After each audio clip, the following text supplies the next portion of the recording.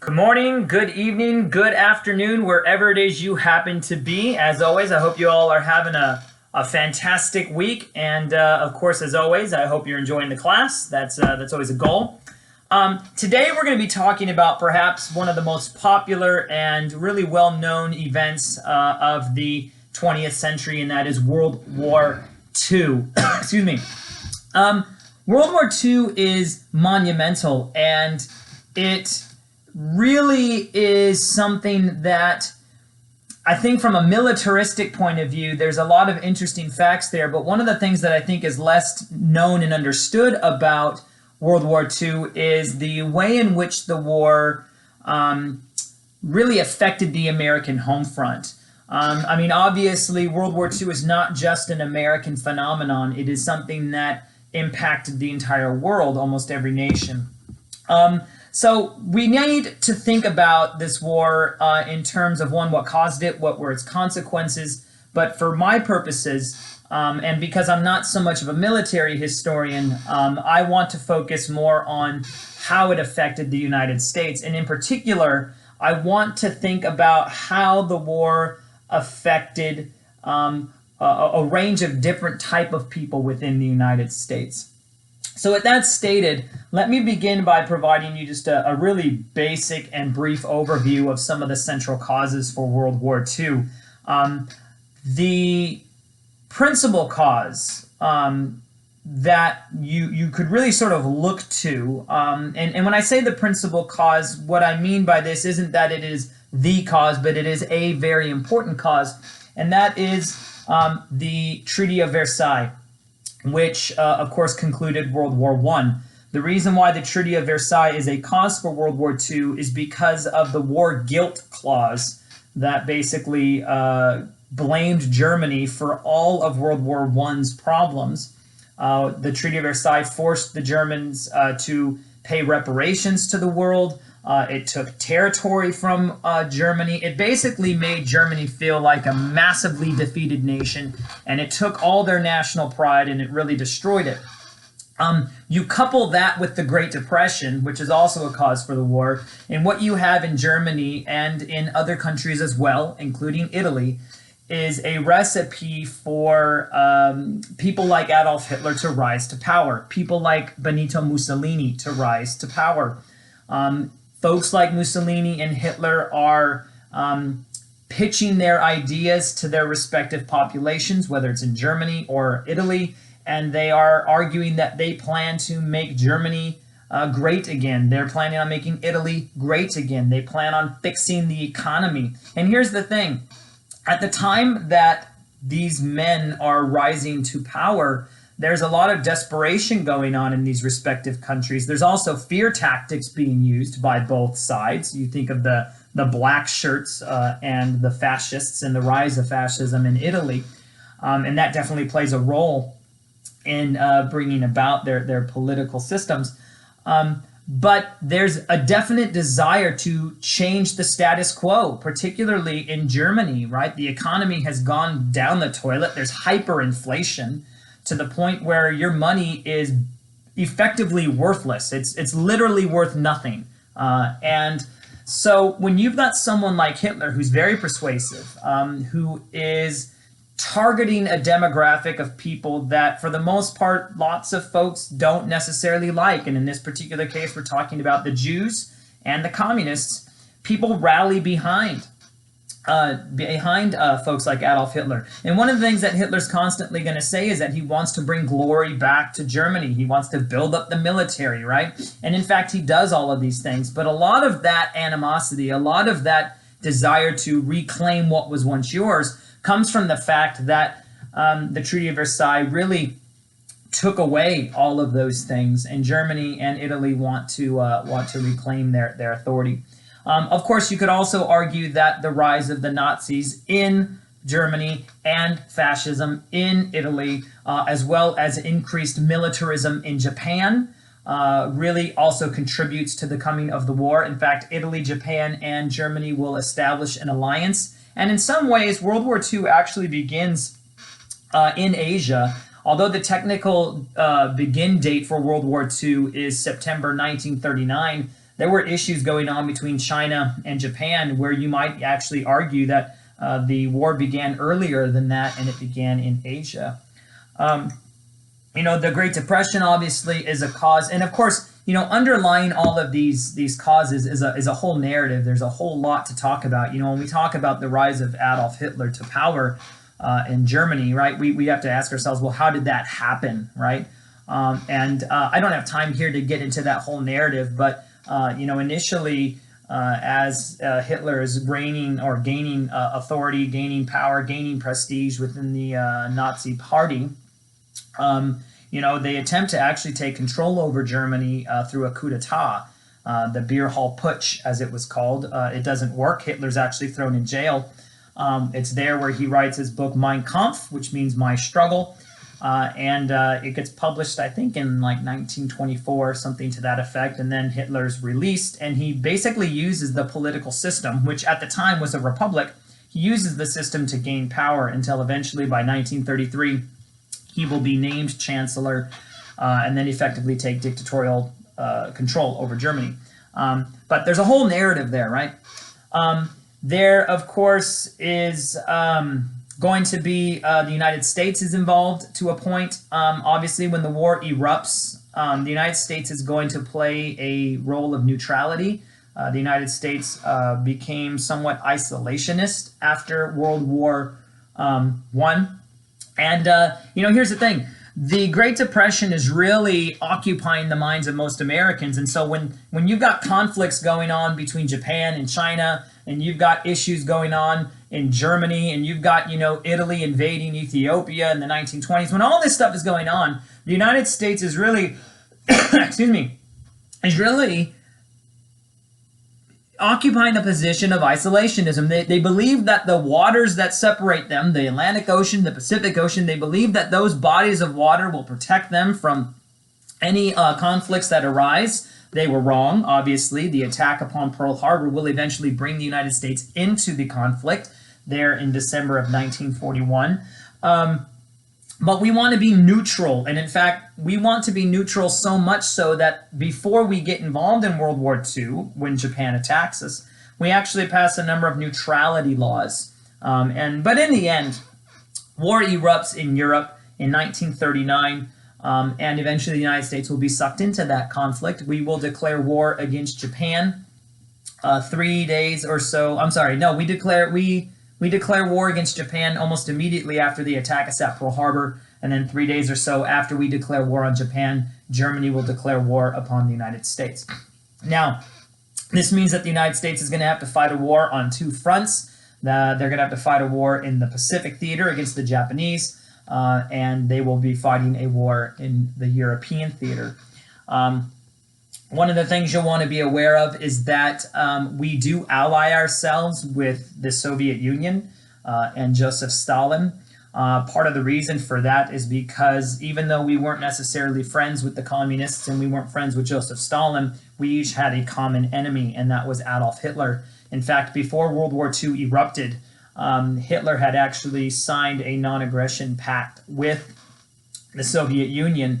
And the reason why Hitler did that, I believe, is because he wanted to invade Poland, and Russia had claims on Poland, or at least had aspects or aspirations to take over portions of Poland. And Hitler didn't want Russia to invade Germany when Germany invaded Poland. So they create this non-aggression pact, and ultimately, in the end, Hitler will renege on that, and he will invade Moscow. It's a huge, huge problem that's eventually going to erupt, particularly when Hitler has to fight the Battle of Stalingrad. But nonetheless, we do ally ourselves with the Soviet Union. The reason why I bring that up is because when the war starts, at least for the United States, there is this massive campaign going on in Russia between the Soviet Union and the Germans. And what Joseph Stalin wants the United States and Great Britain to do is to open up another Western front in order to draw German troops out of Russia in order to relieve pressure. The United States and Britain do not choose to do that. Rather, they choose to attack in Africa first, and then they move to Italy. And it's not until 1944, with the invasion of Normandy in France, that Western Front is opened up. This is actually going to pose and create some real pressure and tension between the Soviet Union and the United States that will boil over after the war in the Cold War. And then, of course, we've got the Pacific Theater. There is a strategy largely referred to as island hopping. That is, the United States under MacArthur will go through the Philippines because the Japanese acquired a whole range of territories after their attack on Pearl Harbor. They took Burma, they took the Philippines. And so the United States is going to island hop strategy, taking weaker defended islands and then ultimately trying to squeeze the Japanese supply lines, ultimately kick them out of the Philippines, and then eventually attack Japan. Now, of course, we will not attack Japan proper. We will drop 2 nuclear warheads on them, Hiroshima and Nagasaki, which, of course, is a controversial thing. But I don't want to get too deep in the weeds with respects to the military strategies and maneuvers that go on with World War II. I'm mainly concerned about the home front. And the home front is interesting because the war reveals a lot of hypocrisy within the United States. I mean, if you think about the war itself, we are fighting a conflict in order to end fascism, in order to end Nazism, in order to basically spread freedom throughout the rest of the world. And yet, back on the home front, there is a great deal of racial, prejudicial, sexist tension that exists. At the time in which World War II is fought, the United States is still a Jim Crow segregated society. In fact, the United States military is still segregated during World War II, evidenced by the Tuskegee Airmen, one of the most decorated pilots in all of World War II, but they're fighting in a segregated society, a segregated military. And what's interesting about this, of course, is that Europeans had no problems pointing this out to the United States, that here on one hand, we're holding the beacon of freedom and liberty, and yet on the other hand, we have segregation and racism at home, right? One of the things that's going to happen during World War II is that we will build concentration camps in the United States. And I know that that doesn't sound right, but it is. Oftentimes, your textbook will refer to these camps as internment camps, but they're not internment camps, they're concentration camps. And we put Japanese Americans and Japanese immigrants into these camps. There was 10 of them. 2 of them were actually located in California, named Manzanar and Tule Lake. And we put them into these camps for really no other reason other than these folks had the face of an enemy that we were fighting, right? Japanese Americans made up about 75,000 of the 120 or so thousand folks who were put into these camps, and nobody was ever accused of a crime. It was just the belief that they were going to be saboteurs, right? And the internment of the Japanese is a deeply troubling reality that we oftentimes don't want to talk about, but the truth of the matter is that during World War II, on the American home front, there was a great deal of racial and sexist tension, right? Yes, women, for example, had greater opportunities to get jobs because so many men left to fight the war, but there were still men who would say things to the effect of who's going to go home and cook the dinner, who's going to raise the children, who's going to do all the homely tasks that women are generally set to do. And there was a great fear that women wouldn't leave the marketplace once the war came to an end. So some of these ideas continue to persist. And so this week, as we go through the remainder of this material, I want you to think through how did World War II affect the American home front with respects to race relations, gender relations. In fact, one of the things I think that we have to point out and be very clear here is that it's not coincidental that many of the civil rights and second wave feminism and gay rights, it's not coincidental that those movements followed World War II, because I think World War II sort of set the seed, set the stage for some of that. World War II, of course, is a conflict where folks were very patriotic about it. You think about Hollywood, for example. Hollywood got on board with World War II, and they made films which were in support of the war and made very propagandic comments and statements. Walt Disney, for example, made a number of films, one of which was called Donald in Nazi Land, where basically Donald Duck has this dream that he's in Nazi Germany And it is satirical and it is overblown, of course, but it basically gets you to think about the freedoms that you have here in the United States. And so Hollywood plays a role in shaping American points of view and perspectives about the war. You would have been considered unpatriotic if you did not, grow victory gardens or have your kids participate in scrap metal drives, those kinds of things. I think one of the interesting things about World War II is that it's one of the very last few wars in the United States where, generally speaking, people supported it. There was a major shift following World War II about the way in which folks supported the war. And I think that has a lot to do with the Vietnam War and the way in which the government handled and responded that. But World War II is this iconic time. And so as you go through all of the material for this week, try to think through its various parts, right? Because not only are we dealing with World War II and its militaristic aspects and what's going on the home front, there's also this other major event going on called the Holocaust. And the United States, although they did not know the full extent of the Holocaust, they were aware that it was going on. I would argue very deeply against anybody who would say that the United States had absolutely no idea that this was going on. We did know it was going on. Again, we may not have known the full force of it, but we did know that something was taking place, and we did virtually nothing to help stop the atrocities that were going on. I mean, the War Refugee Board wasn't even put into place until 1944. The United States repeatedly failed to fill the number of failed to fulfill the quota system that they had. That is, they didn't allow in as many Jews as they said that they would allow in.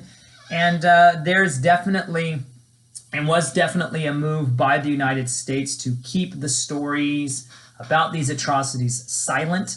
Oftentimes burying news reports into the middle of the newspaper, right? I mean, it's not headline news, it's buried on page 12 or 13 or what have you of the newspaper, oftentimes where people aren't going to see it. And again, this is just sort of skipping the stone over World War II, because if I gave you a full-on lecture on this would be multiple hours long, and obviously you don't want to listen to that. We don't have time for that. But there's just so much going on during this time period. So try to soak it all in. There's a lot here. I'm interested to know your thoughts. What do you think about the United States and the Holocaust? What do you think about the concentration camps or the internment camps of the Japanese? What do you think about America's strategies in World War II, militaristically speaking? Do you think we should have opened up a second front, right? How do you feel about these 2 atomic bombs that we dropped, right? Were these positives? Were these negatives? Where do you land on all of this? And so as you address this week's questions and you kind of roll through the material, let me know what your opinions are. The last thing I would also encourage you to do is the extra credit for this week. There is a film. It's an awesome film, and it really helps you to visualize just how many people have died or did die, both civilian and military, during World War II. And it makes a very interesting argument at the end. So I would encourage you all to do that and look at that. So, all right, I've already gone over my time. I apologize for that. But again, it's World War II. I could go on and on and on, but I won't. But with all that said, of course, if you have questions, comments, let me know. Otherwise, as always, go in peace, be warm and filled. May the force be with you, live long and prosper, and may the odds forever be in your favor. Have a blessed week, everybody.